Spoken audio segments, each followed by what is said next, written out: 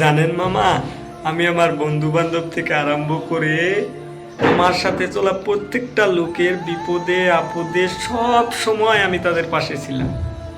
রাত একটা নেই দুটো নেই, কল করে যেখানে যেতে বলতো, যা করতে বলতো তাই করতাম। কোনো বিপদে পড়লে সবার প্রথম আমি এগিয়ে যেতাম। নিজের লাইফের কথা একবারও ভাবিনি, নিজের জীবনটা ধ্বংস হয়ে যাওয়ার কথা একটিবারও ভাবিনি। তাদেরকে সহায় করতে গিয়ে আমি আমার নিজের লাইফটাকেও ধ্বংস করে ফেলেছি। কিন্তু এখন যখন আমি বিপদে পড়েছি মামা, তখন আমার পাশে কেউ নেই। এমন কেন যে আমি সবাইকে সাহায্য করলাম, সবার বিপদে আমি পাশে থাকলাম, আমার বিপদে কেউ পাশে থাকবে না? এমনটা কেন হয় মামা?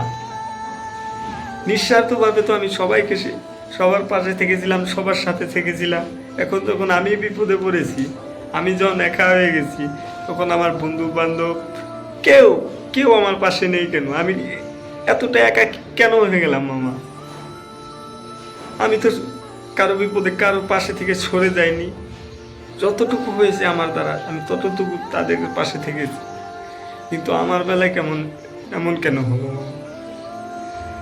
আসলে কি মামা জানেন, যেটা হলো, আপনি একজন মানুষের যতই সাহায্য করেন, যতই তার উপকার করেন, যতই তার সাথে থাকেন, যখন আপনি বিপদে পড়ে যাবেন মামা, মানুষ পাল্টি মেরে দিন।